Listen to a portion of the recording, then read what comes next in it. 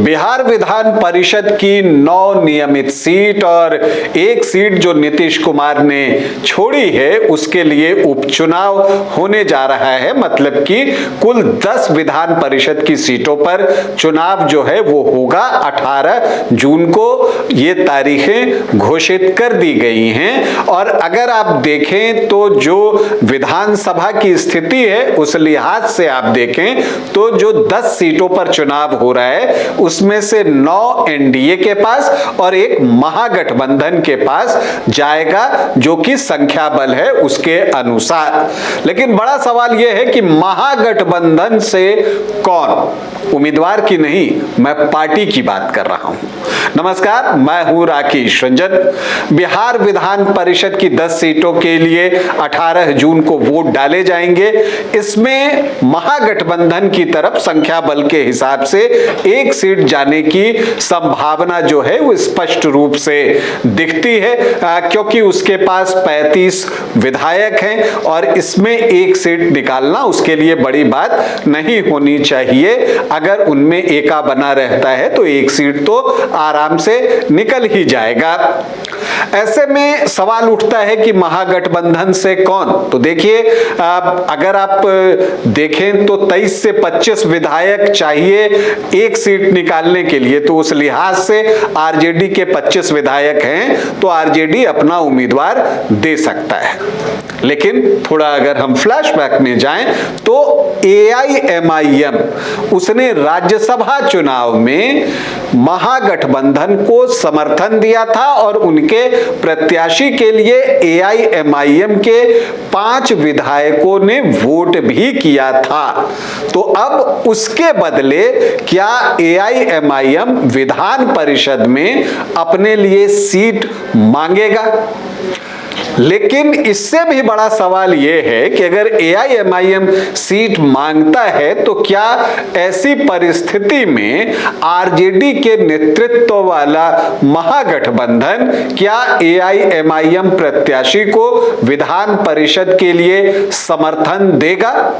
ये एक बड़ा सवाल है। और देखिए, जब राज्यसभा चुनाव के लिए एआईएमआईएम ने जो है राजद के प्रत्याशी को समर्थन दिया था, उस वक्त भी ये चर्चा हुई थी कि एआईएमआईएम शायद इसके बदले विधान परिषद में एक रिप्रेजेंटेशन मांगे और उसके लिए आरजेडी से मदद की बात करे। अब देखिए, अगर 23 से 25 विधायक चाहिए और एआईएमआईएम के भी विधायकों को आप जोड़ लीजिए तो जो संख्या हो जाती है 40, और फिर एक बसपा का विधायक है तो वो संख्या हो जाती है 41। और विधान परिषद में चुनाव जीतने के लिए जो है वो 23 से 25 विधायकों की जरूरत होगी। तो ये जो 17-18 विधायक एक्स्ट्रा हैं, क्या वो 17-18 विधायक जो है वो एआईएमआईएम को दिए जाएंगे और कहा जाएगा कि बाकी का आप जुगाड़ कीजिए और जो सेकेंड और थर्ड प्रेफरेंसेस के वोट आएंगे उस आधार पर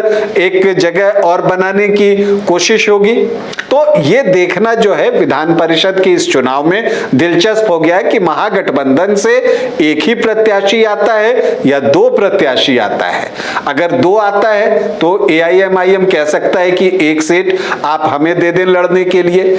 लेकिन उसमें यह देखना होगा कि एक जो श्योर शॉट सीट है, क्या वो सीट जो है वो एआईएमआईएम को मिलता है या वो आरजेडी खुद लड़ना चाहता है। और अगर एक ही सीट पर जो है महागठबंधन उम्मीदवार उतारता है, क्योंकि अगर आप देखें जो गणित है उससे ऐसा दिख ही रहा है कि महागठबंधन एक ही सीट निकाल सकता है, तो वैसी परिस्थिति में क्या एआईएमआईएम को लड़ने के लिए आरजेडी जो है वो सीट देगा और कहेगा कि हाँ ठीक है आप चुनाव लड़िए, हम समर्थन करेंगे, जैसा कि आपने राज्यसभा चुनाव में हमारे लिए किया। क्योंकि आरजेडी के प्रत्याशी के लिए एआईएमआईएम ने वोट वोट किया था, AIMIM के जो 5 विधायक थे उन्होंने वोट किया था। तो एक दिलचस्प स्थिति महागठबंधन के अंदर भी बन रही है कि विधान परिषद के चुनाव में AIMIM का कैंडिडेट होगा, और अगर होगा तो क्या उसको महागठबंधन का समर्थन होगा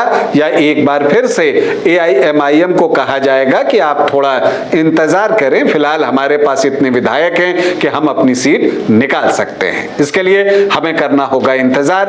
अभी आपसे अनुमति चाहेंगे, इजाजत दें, नमस्कार। घर रहने का मकान भर नहीं, ये खुशियों की तिजोरी है। दरवाजे पर दस्तक देता पड़ोस, खिड़कियों से उमड़ आता आसमां, तारों में उलझी ऐसी ना जाने कितनी दास्तां। कहती हैं चले डायमंड सिटी, एक सफर हम सफर के साथ अपने घर तक। Diamond city, life long bonding, 500 से ज्यादा खुशहाल डायमंड परिवार। जल्दी करें, सिर्फ 200 फ्लैट बाकी। आज ही बुक करें अपना आशियाना।